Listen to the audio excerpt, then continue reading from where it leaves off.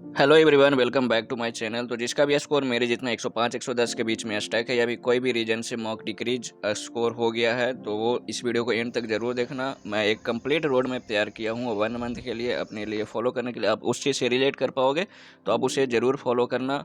और आज की बात करें तो एज यूजल सारा मॉर्निंग रूटीन कंप्लीट करने के बाद मैं मैथ की प्रैक्टिस करने लगता हूँ। और मैथ की प्रैक्टिस के लिए मैं फॉलो कर रहा हूँ किरण वाले न्यू बुक से। और ये new book AI enable book है। और इसका एक अमेजिंग फीचर की बात करें तो जब भी आप बुक परचेस करोगे तो आपको एक स्क्रैच कार्ड मिलेगा और उसे किरण पब्लिकेशन वाले वेबसाइट पे आप रजिस्टर करोगे अपने मोबाइल नंबर डाल के, तो उसमें सारा क्वेश्चन आ जाएगा। और वो क्वेश्चन के नीचे 4 ऑप्शन दिए रहेंगे, तो आप उसमें हिंट आप देख सकते हो और फिर डिटेल सोल्यूशन देख सकते हो। और कोई भी टॉपिक आपका ज़्यादा वीक है तो वो क्वेश्चन का आप AI के हेल्प से आप मल्टीपल क्वेश्चन आप क्रिएट कर सकते हो और उसे फिर सोल्व करना। तो इससे आपको काफ़ी ज़्यादा हेल्प होगी। जो भी आपका बिग टॉपिक रहेगा, बिग टाइप्स रहेगा, तो उसका अच्छा से क्लियरिटी हो जाएगा। मैथ की प्रैक्टिस करने के बाद मैं लगाता हूँ द पंडित का लाइव मॉक, जिसमें स्कोर मेरा बहुत ही ज़्यादा कम आता है। तो मुझे ऐसा कोई शॉकिंग नहीं लगा, क्योंकि जैसा भी मेरा चल रहा है 1 मंथ से, तो मुझे पता है कि मेरा पढ़ाई छूटा हुआ है तो वो कम आ रहा है। इसी को इम्प्रूव करने के लिए अपने 1 महीने का खुद को चैलेंज करेंगे और जो भी रोड मैप तैयार किए हैं आपके साथ शेयर करेंगे। अभी स्कोर मेरा देख लो, स्कोर मेरा बहुत ही ज़्यादा कम आया है 104.5। अपना स्कोर भी शेयर करना। मेरे 120 तक आने लगे थे, बट इधर 20 दिन स्टडी छोड़ने के बाद बहुत ही ज़्यादा ड्रॉप आया। सबसे ज़्यादा मुझे दुख हो रहा है इंग्लिश में। मैथ में उतना नहीं हो रहा है कम होने के बाद भी, क्योंकि यहाँ पे मुझे पता चला है कि कौन कौन से जिस जिस टॉपिक से गलत हुए हैं उस टॉपिक मेरा वीक था ही और वो पढ़े नहीं है, तो इसलिए नहीं बनाया और गलत भी हुआ। तो वो सही कर लेंगे, जो नहीं पढ़े हैं वो पढ़ेंगे और जो डिफिकल्ट लगता है उसको रिवीजन करेंगे। और जीके जी सब स्टार्ट करने वाले हैं, इसको नेगलेक्ट नहीं कर सकते हैं। मार्क्स इंप्रूव करना है तो सिर्फ रीजनिंग से तो कुछ नहीं होगा, और मैथ भी धीरे धीरे हो जाएगा साथ साथ में। वही मेन फोकस रहेगा जीके और इंग्लिश पे। एंड उसके बाद लंच करने के बाद चले जाते हैं खेतों तरफ, गाजर खाते हैं और उधर मैथ और रीजनिंग का डिटेल सॉल्यूशन देखते हैं कमल सर और मैथ्स मानिया से। और घर पे बहुत ही ज़्यादा नॉइज हो रहा था, इसी वजह से बाहर आ गए थे। और फिजिक्स का आज सिर्फ 8 लेक्चर देखते हैं, मतलब सिर्फ वही देखते हैं। अब शाम हो जाता, वापस आते तो अभी भी काम चल ही रहा था, तो ये शाम तक फिर कंप्लीट होता है। तो स्कोर बूस्टर में क्या होने वाला है ये आपको सब कुछ एक्सप्लेन करेंगे कि ये क्या क्या चीज़ लिखा हुआ है और कैसे इंप्रूव करना है। जिसका भी स्कोर मेरे जितना आ रहा है और हिंदी मीडियम से है तो टोटली रिलेट कर पाएंगे। और जो भी जिसका भी थोड़ा बहुत अलग है तो ये देखने के बाद आपको समझ में आ जाएगा कि आपके मॉक को खुद को एनालिसिस कैसे करना है। तो आप उसके लिए कुछ नहीं करना पड़े, आप ध्यान से सुनो और ये अभी एक्सप्लेन करते हैं। जैसे मेरा एवरेज स्कोर 120 आने लगे थे, बट चलो आज का ही स्कोर का एवरेज मानते हैं 105। और ये 105 अपना एवरेज निकालें, जिसमें रीजनिंग मेरा हमेशा 40 आया है और मैथ में 30 आने लगे थे, इंग्लिश में 25 और जीके में 10। क्योंकि जीके अनएक्सपेक्टेड आता है, कभी ज़्यादा कभी कम आ जाता है। तो इंग्लिश और जीके पे ही मार्क्स डिपेंड करता है, कभी मेरा घट जाता है कभी बढ़ जाता है, ये दोनों पे। बाकी ये दोनों तो 40 30 70 मेरा एवरेज हमेशा आता है। तो ये दोनों पे कभी कम कभी ज़्यादा हो जाता है। और ये मेरा आज का मॉक का स्कोर है। और द पंडित का जब ऑफिशियल एनालिसिस देखे तो घबराने की जरूरत नहीं है, क्योंकि मॉक का लेवल अच्छा था। तो उसमें भी कट ऑफ 120-25 ही आया था, जिसमें मेरा मैथ और इंग्लिश में 10 स्कोर कम है, बाकी सब ठीक है।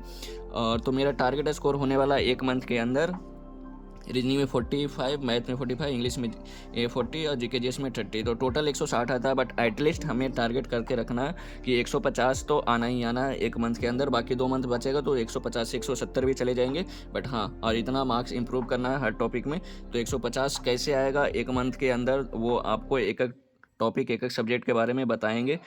तो स्टार्ट करें रीजनिंग से। रीजनिंग में सेक्शनल मॉक बस दो और उसका डीप एनालिसिस करो। डीप एनालिसिस का मेरा मतलब है कि 4 से 5 क्वेश्चन हमेशा ऐसे होते हैं जो टाइम टेकिंग या ना बनने वाले होते हैं। तो ये 4 से 5 क्वेश्चन का एनालाइज करो कि ये कम टाइम में कैसे बनेंगे और बनेंगे कैसे। और टाइम मैनेजमेंट इसमें बहुत ज़्यादा जरूरी है। 15 मिनट में हमेशा सेक्शनल मॉक डन कर दिया करो।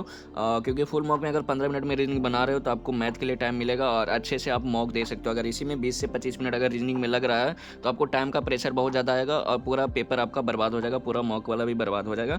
तो इसमें बस अपना टाइम मैनेजमेंट करना सीखो और 15 मिनट में रीजनिंग डन कर दिया करो। अगर 22-23 क्वेश्चन अगर 15 मिनट के अंदर बन रहा है तो 2 क्वेश्चन को मत देखो, क्योंकि उसमें वो रहता है 2 क्वेश्चन ऐसा जो नहीं बनता है। तो 22-23 अगर बन रहा है 15 मिनट में बना के आगे बढ़ जाओ। तो मैथ में प्रैक्टिस से ज़्यादा कुछ ज़रूरी नहीं है, तो डेली प्रैक्टिस करो। 100 या 90 क्वेश्चन अपना एक बना लो पेयर, 60-40 या 60-30 का अरिथमेटिक और एडवांस का। और ये इसके लिए करना जिसका एडवांस का टॉपिक कंप्लीट है तो करना, अगर नहीं कंप्लीट है तो पहले एडवांस पे फोकस करो। एडवांस में इंपॉर्टेंट टॉपिक ज्योमेट्री और मेंसुरेशन, इससे हमेशा 5 क्वेश्चन आते हैं और ये मेरा कंप्लीट नहीं है। इसी की वजह से मेरा स्कोर उतना ज़्यादा मैथ में नहीं आ रहा, अदरवाइज 40+ आने लगते। तो मेरा यही फोकस रहेगा। तो पहले ज्योमेट्री मेंसुरेशन करने के बाद मैं भी सॉल्व करूँगा। अभी फिलहाल बस 60 डेली प्रैक्टिस करते हैं। तो जो मिड डे मेंसुरेशन का 24 घंटे का लेक्चर मेरे पास है, तो वो 2 अढ़ाई वीक में कंप्लीट करने के बाद और फिर इस पे भी फोकस करेंगे। और सेक्शनल मॉक एनालिसिस करना, जो भी हार्ड क्वेश्चन 2 से 3 हार्ड क्वेश्चन हमेशा सेक्शनल में आएगा। और एक बात बताना भूल गए कि जो भी सेक्शनल आप दोगे रीजनिंग, मैथ, इंग्लिश, जीके, तो सेक्शनल हमेशा पीवाईक्यू वाले ही देना। और हार्ड वाला क्वेश्चन हमेशा नोट डाउन कर लेना, उससे आपको पता चलेगा कि ये वाला क्वेश्चन पिछले साल आया है तो आगे भी आ सकता है, और उसको अच्छे से क्लियर कर लेना ताकि नेक्स्ट मॉक में अगर वैसा हार्ड क्वेश्चन आता है तो वो अच्छे से बना सकते हो। तो ये हार्ड वाला क्वेश्चन हमेशा नोट डाउन करना। तो मैथ के लिए प्रैक्टिस बहुत ज़्यादा जरूरी है, बस यही करना, और हमेशा टॉपिक रिवाइज करते रहना जो भी आपसे गलत होते हैं।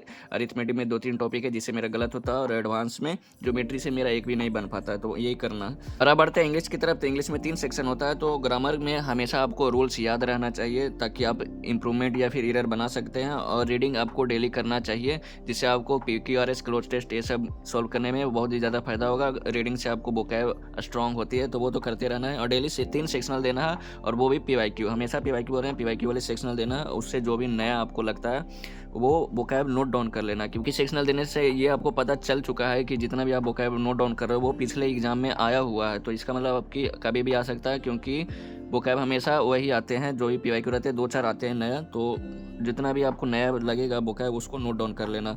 और मॉक एनालिसिस डीपली, मेरा मतलब है क्यू इंग्लिश का, आप QENG का देखना, द पंडित वाले एनालिसिस इतना ज़बरदस्त है, पूरा डीपली है। तो वैसे ही एनालिसिस आपको खुद से भी करना है सेक्शनल वाले मॉक का। और फोकस वोकैब करना, साइनो मेरा ज़्यादा गलत होता है तो मैं इस पर ज़्यादा फोकस करूँगा। आपका साइनो एंटो गलत होता है तो उस पर फोकस करना। नरेशन वॉइस मेरे से गलत नहीं होता है तो मैं नहीं करूँगा उतना ज़्यादा फोकस। तो जो भी आपका वीक है उस पर ज़्यादा फोकस करना। तो इंग्लिश में यही है। और जीके जीएस की बात करें तो थ्योरी रिवाइज या PYQ लगाना। PYQ हमेशा इन डेप्थ एनालिसिस की पॉइंट जरूर देखना। इससे भी आता है, जीके जीएस में भी आता है PYQ ही, बट इससे डायरेक्टली नहीं आता। ये सब में आता है कि डायरेक्टली आ सकता है, बट इसमें डायरेक्टली नहीं आता, हमेशा इनडायरेक्टली आता है। तो उसके लिए ऑप्शन का की पॉइंट्स पढ़ना बहुत ही ज़्यादा ज़रूरी है, उसी से रिलेटेड आएगा। और ये इसके लिए आपको नोट्स या बुक या फिर नहीं है कुछ तो लूसेंट तो बहुत ही ज़्यादा कंसेप्चुअल हो जाता है, उसको समझने में दिक्कत होती है। तो आप मनोहर पांडे भी ले सकते हो अगर अभी स्टार्ट करें तो, नहीं तो नोट्स तो पहले से बना होगा। जीके जीएस में वेटेज की बात करें तो ये वेटेज है जीके का, ये जीएस का, स्टैटिक्स का ये है, करंट का ये। तो करंट को छाड़ दो तो 20 बचता है, अभी इसमें 15 बनाना है, 30 हमारा टारगेट है। तो ये सब रिवाइज करेंगे। और जीके जीएस में अभी जीएस में हम चल रहा है, फिजिक्स चल रहा है, तो फिजिक्स, केमिस्ट्री, बायो ये कंप्लीट करने के बाद स्टैटिक्स साथ साथ में इसको नोट डाउन करेंगे। इससे में 10 से 12 ऐसे टॉपिक होते हैं जिससे क्वेश्चन बहुत ही ज़्यादा आते हैं, तो जिसमें 2 का नोट्स बना लिया, बाकी 10 का और बना लेंगे। तो यही करना है बस। और ये चीज़ मैं फॉलो करूँगा 1 माह से। और सबसे ज़रूरी बात मेरा ये सुन लो कि जो भी अभी जितना बताएं वो मेरे लिए अपना मॉक एनालिसिस किया एवरेज, और अपना बिग पॉइंट निकालने के बाद ये अपना बनाए स्ट्रेटजी। तो आपको सेम डिटो नहीं फॉलो करना। अगर मेरे से रिलेट करते हो तो फॉलो करो, अदरवाइज अपना बिग पोर्शन निकालो, अपना एवरेज स्कोर निकालो, अपना एक टारगेट बनाओ और उसको फॉलो करो। 1 महीना में खुद के साथ चैलेंज लो और डेली 10 घंटा पढ़ाई करो, क्योंकि इतना ज़्यादा आपको इंप्रूव करना है तो टारगेट भी डेली ज़्यादा होगा। तो 10 से 11 घंटा आप डेली करो। और यही चीज़ बताना है कि मेरा डिटो फॉलो मत करना। जो भी आपका भी अगर इंग्लिश मीडियम से हो तो उनका इंग्लिश सही होता है, तो वो इंग्लिश पे छोड़ के जीके जीएस सब मैथ पे क्यों ना फोकस करे। तो वही मेरा कहने का है कि जो आपका वीक है वो अपना निकालो और उसको पे फोकस करो। तो यही है मेरा 1 माह से फॉलो करने का रीज़न ये कि एसबीआई कलर का एग्जाम है, पैसा लगा दिया, फॉर्म भरे हैं तो इसको दे के आएंगे ही। कुछ होना तो है नहीं, मुझे भी पता है, बट हाँ पैसा लगाएं तो दे के आएंगे। और अभी घर पे काम लगा हुआ है तो वो भी रीज़न है, क्योंकि एक रूम में मेरा सारा बुक्स कॉपी ठुसा हुआ है, तो वो अभी रूम जब तक सूखने आ जाता है तो इधर 2-3 लग जाएंगे ही। तो 1 माह से इसको कम्प्लीटली फॉलो करेंगे 30 मार्च तक। तो आपको भी फॉलो करना है तो खुद के साथ चैलेंज लेना है तो ज़रूर करना। तो आज के लिए बस इतना ही, मिलते हैं फिर नेक्स्ट वीडियो में।